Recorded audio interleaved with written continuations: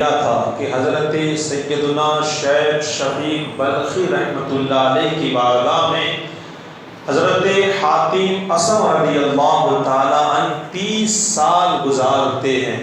کتنے؟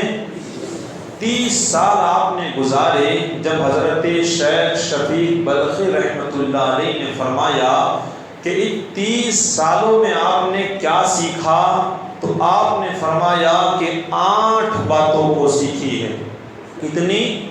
8 باتیں۔ یہ بڑی قیمتی ہیں، اگر ہم اپنے دلوں میں بسا لیں گے، اس کے اوپر عمل کرنے کی کوشش کریں گے، تو آپ فرماتے ہیں اس کی دنیا بھی سنور جائے گی، اس کی آخرت بھی سنور جائے گی۔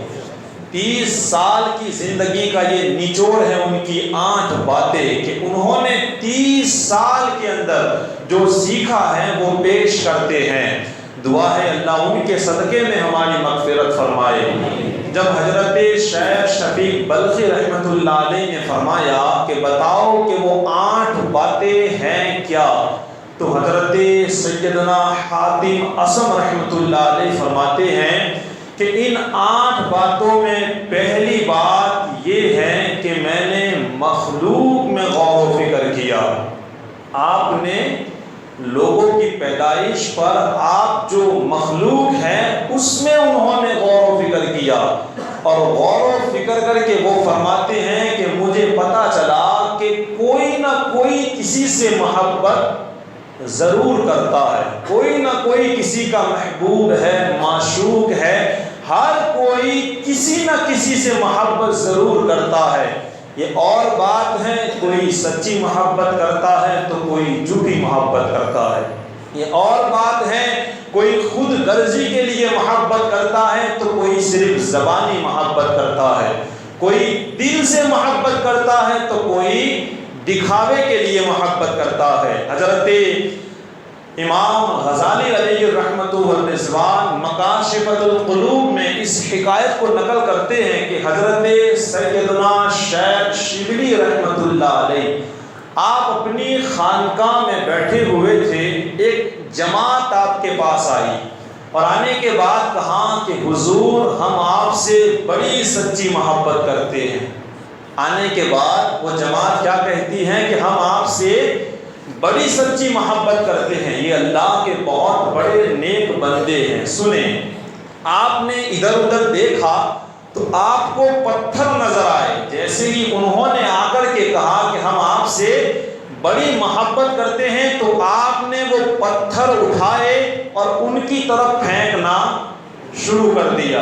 اب پتھر پھینکنا تھا کہ ساری کے ساری جماعت بھاگ گئی، ایک بھی کھڑا نہ رہا۔ اب آپ ذرا بتائیں کہ اس محبت کو ہم کیا کہیں گے، اس محبت کو ہم نام کیا دیں گے؟ آپ نے تو نام دیا، لیکن ہم کیا نام دیں گے؟ ایسی ایک نہیں سینکڑوں باتیں ہیں، ایسے آپ کو ہزاروں لوگ ملیں گے۔ اور فیس بک جو یوز کرتے ہیں اس پر تو زیادہ تر عالم، بہت نئے آپ کو عالم ملیں گے، ایسے لوگ بھی ملیں گے جو اس بات کو پوسٹ کرتے ہیں کہ کاش اللہ ہمیں کعبے میں جھاڑو دینے کا موقع دے دے۔ کہاں؟ کعبے کے اندر انہیں کعبے میں جھاڑو دینی ہے، اپنے گاؤں کی مسجد میں کبھی جھاڑو دینے کی توفیق نہیں ہے، اور انہیں کہاں جھاڑو دینی ہے؟ کعبے کے اندر۔ اب ان کو ہم کون سی محبت کہیں گے؟ ایسے سینکڑوں لوگ ہیں۔ ایک پوسٹ میں نے پڑھی تھی کہ ایک باپ تھکا ہارا گھر میں آتا ہے، باپ کی قیمت کو بیٹا کبھی نہیں چکا سکتا، ایک پسینے کی بوند کا بدلہ ہم باپ کی قیمت کا نہیں دے سکتے۔ اتنا بڑا مقام ہے، اپنے ماں باپ کی قدر کرے، وہی جنت کا دروازہ ہے اور ماں اسی کے لیے جنت ہے۔ اگر یہی ناراض ہے تو آگے کا راستہ بند ہے، ان کی قدر کرے۔ ایک باپ جب تھکا ہارا گھر میں آیا، اس نے بیٹے سے پانی مانگا تو بیٹا ماں کو کہتا ہوا بڑی تیزی کے ساتھ یوں نکل گیا کہ ماں ابا حضور کو پانی دے دینا۔ جب باپ نے ماں سے پوچھا کہ یہ اتنی تیز کہاں جا رہا ہے، تو ماں نے کہا کہ یہ چھبیل پہ لوگوں کو پانی پلانے کے لیے جا رہا ہے۔ باپ نے پانی مانگا، اس نے ماں سے کہا کہ ماں پانی پلانا، اور یہ کہاں لوگوں کو پانی پلانے کے لیے جا رہا ہے؟ ہم اس محبت کو کیا نام دیں گے؟ ایسے تو ایک دو نہیں سینکڑوں باتیں ہیں.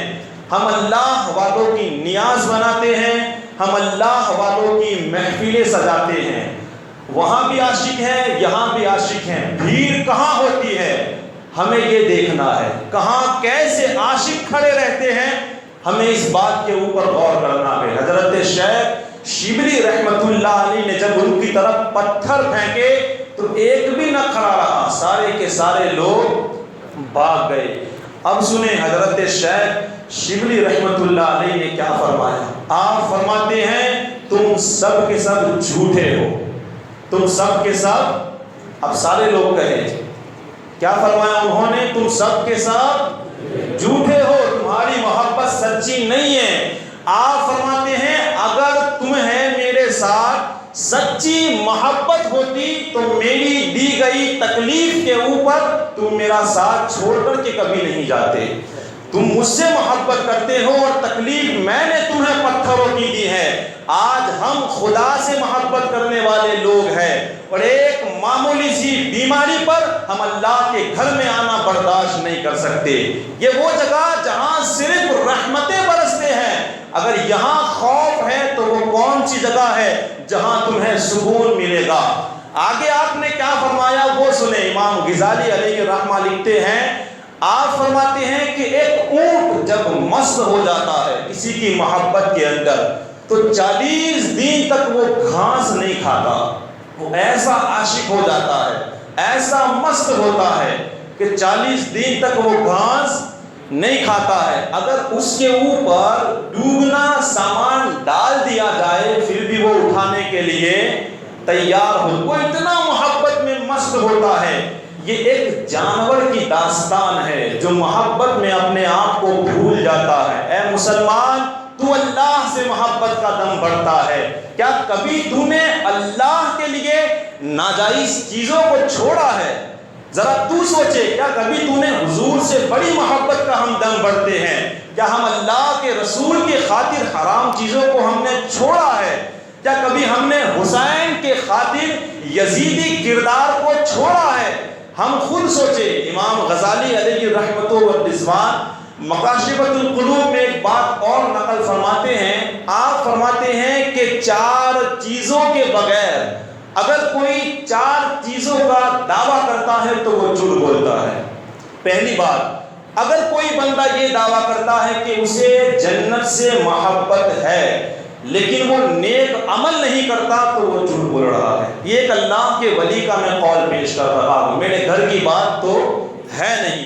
آپ فرماتے ہیں اگر جنت کی محبت کا وہ دم بھرتا ہے اور نیک عمل نہیں کرتا تو وہ جھوٹ بولتا ہے. اور یاد رکھنا، اب قرآن کھول کے پڑھو گے رب فرماتا ہے وَبَشِّرِ الَّذِينَ آمَنُوا وَعَمِلُوا الصَّالِحَاتِ ان لہم جنات تجری من تحتها الانہار. اس کے بعد جنت کا اللہ تذکرہ فرماتا ہے کہ جنت کی نعمتیں، جنت کے لباس، جنت میں جو پاکیزہ عورتیں ہیں، جنت کی نہریں، جنت کے محل، یہ اللہ کس کو دے گا؟ اللہ فرماتا ہے آمنوا وعاملوا الصالحات. ان لوگوں کو یہ ساری چیزیں میں عطا کروں گا جو مجھ پر ایمان لاتے ہیں اور اچھے کام کرتے ہیں. اگر ہم نے صرف ایمان پہ بھروسہ کر لیا ہے، یاد رکھنا کہیں ایسا نہ ہو کہ ہم دھوکہ کھا جائے. اللہ خود قرآن میں کہتا کہ یہ جنت کی ساری نعمتیں ان لوگوں کے لیے ہیں جو ایمان لاتے ہیں اور اچھے کام کرتے ہیں. امام غزالی فرماتے ہیں جو جنت کا دعویٰ کرتا ہے اور نیک عمل نہیں کرتا تو وہ جھوٹ بولتا ہے. دوسری بات آپ ارشاد فرماتے ہیں کہ جو بندہ جہنم سے خوف کھاتا ہے، وہ یہ کہتا ہے کہ مجھے جہنم سے بڑا ڈر لگتا ہے، لیکن اگر گناہوں کو نہیں چھوڑتا تو وہ بھی جھوٹ بولتا ہے. وہ غلط ہے، وہ جھوٹا ہے، وہ سچا نہیں ہے. اب تیسری چیز ارشاد فرماتے ہیں کہ جو بندہ یہ دعویٰ کرتا ہے کہ میں اللہ کے رسول کے ساتھ محبت کرتا ہوں. ذرا سنیں، بڑی قیمتی باتیں ہیں یہ. کہیں ایسا نہ ہو کہ اسے ہم در گزر کر دیں، ادھر سے سن کے ادھر سے نکال دیں. نقصان ہمارا ہے اور کسی کا نہیں.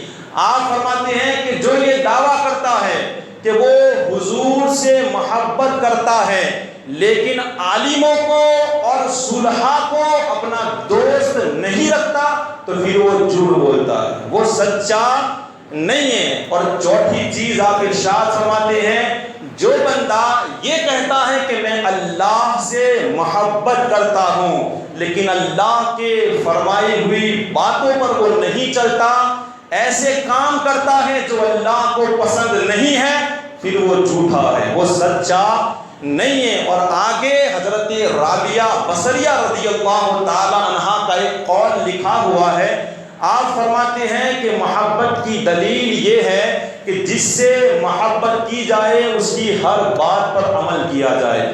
آج ہم خدا سے محبت کرتے ہیں، ذرا بتاؤ کتنی خدا کی باتوں پر عمل کرتے ہیں؟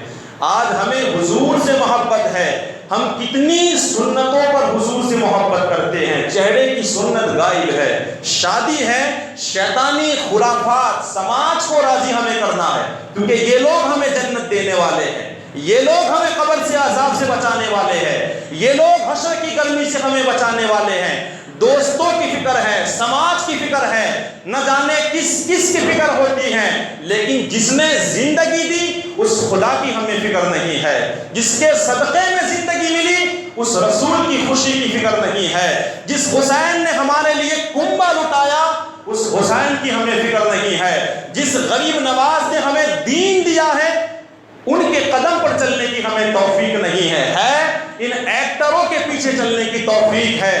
خدا نہ کرے اگر ہم ان سے محبت کرتے ہیں، ان کی صفوں میں کھڑا کر دیا، ہمارے پاس بچے گا کیا؟ یہ مختصر سی زندگی ہے۔ یاد رہے اگر خدا سے محبت ہے تو ہمیں دلیل پیش کرنی پڑے گی، اگر ہمیں حضور سے محبت ہے تو حضور کی سنتوں پر عمل کر کے دکھانا پڑے گا۔ اگر حسین سے محبت ہے صرف نعرہ نہیں، حسین جو چیز بچا کے گئے ہیں اسے ہمیں بھی بچانا پڑے گا۔ اگر ہمیں اللہ والوں سے محبت ہے ان کے نقش قدم پر ہمیں چلنا پڑے گا، اگر نہیں چلے گے تو یاد رکھ کے ایک دن حشر کا میدان لگنا ہے، کہیں ایسا نہ ہو وہاں رونے کے سوا ہمارے پاس کوئی چارہ نہ ہو۔ خدا را اللہ تعالی ہمیں عمل کی توفیق عطا فرمائے۔ انشاءاللہ بات ادھوری ہے، میں آئندہ جمعہ